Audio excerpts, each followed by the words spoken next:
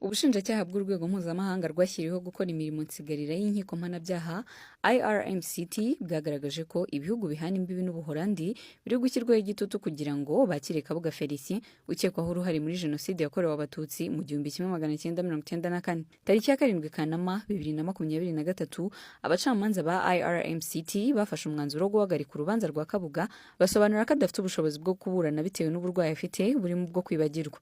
Nyuma yo kwakira icyifuzo cy'ubushinjacyaha gisaba ko Kabuga yafungurwa by'agateganyo akoherezwa mu Rwanda kuko aricyo gihugu cyonyine cyemeye kumwakira, tariki ya 14 Ugushyingo 2025 abacamanza barabyanze bagaragaza ko atashobora gukora urugendo rw'indege rumugeze i Kigali. Tariki ya 28 Ugushyingo 2025 ubushinjacyaha bwarajuriye busaba ko abacamanza ba IRMCT bavuguruza bakanzura ko Kabuga yoherezwa mu Rwanda mu rwego rwo kwirinda ko yakomeza gufungwa kandi ko adashobora kurekurwa hataraboneka ikindi gihugu kimwakira. Bwasobanuye ko icyemezo abacamanza bafashe tariki ya 14 Ugushyingo 2025 kirengagiza raporo z'abaganga barimo Dr. Liam Scott zigaragaza ko Kabuga ashobora gutwarwa mu ndege y'imbangukiragutabara akagera mu Rwanda ubuzima bwe budahungabanye. Ubushinjacyaha bwagaragaje ko nta cyizere cy'uko Kabuga yabona ikindi gihugu kimwakira kuko nko muri 2023 gusa igihugu kimwe cy'i Burayi cyanze ubusabe bwo kumwakira inshuro 3, ikindi cyanga kumwakira inshuro 1.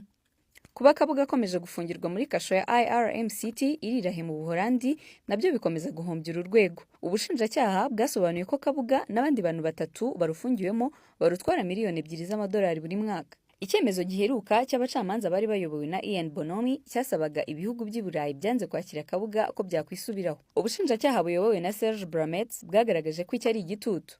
Ubushinjacyaha bwagize buti iki gitutu cyongeye gushyirwa kuri ibi bihugu kugira ngo byakire Kabuga ku butaka bwabyo biragoye kucyumva. Bwagaragaje ko Kabuga nta mahirwe afite yo kwakirwa n'ibihugu yifuza kubamo kubera ko ibyaha bya jenoside yakurikiranyweho bimukura ku rutonde rw'abagomba kurindwa hashingiwe ku mahame yo kurengera impunzi n'amategeko y'i Burayi. Bwagize buti Kabuga wakurikiranyweho ibyaha bya jenoside ntari mu bagomba kurindwa hashingiwe ku masezerano arebana n'impunzi n'itegeko ry'u Burayi. Ntafatwa nk'ukwiye uburinzi mpuzamahanga kubera ko hari impamvu zikomeye zigaragaza ko yakoze ibyaha mpuzamahanga bikomeye. Ubu bushinjacyaha kandi bwagaragaje ko kuba Kabuga yaramaze imyaka myinshi yihisha ubutabera aba mu bihugu birimo kimwe mu byo yifuza gufungirwamo, aho umuryango we wamufashije kukigumamo binyuze mu guhindura imyirondoro nabyo bimwambura amahirwe yo kwakirwa i Burayi.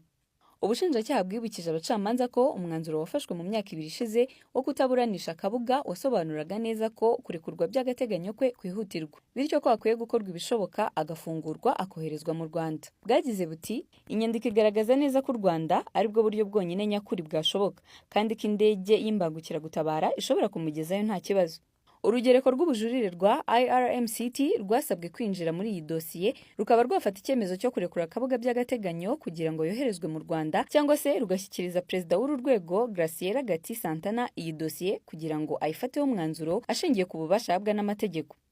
Tariki ya 8 Ukuboza 2025 perezida wa IRMCT Santana yafashe umwanzuro wo gushyiraho inteko y'abacamanza 3 bazasuzuma ubujurire bw'umushinjacyaha.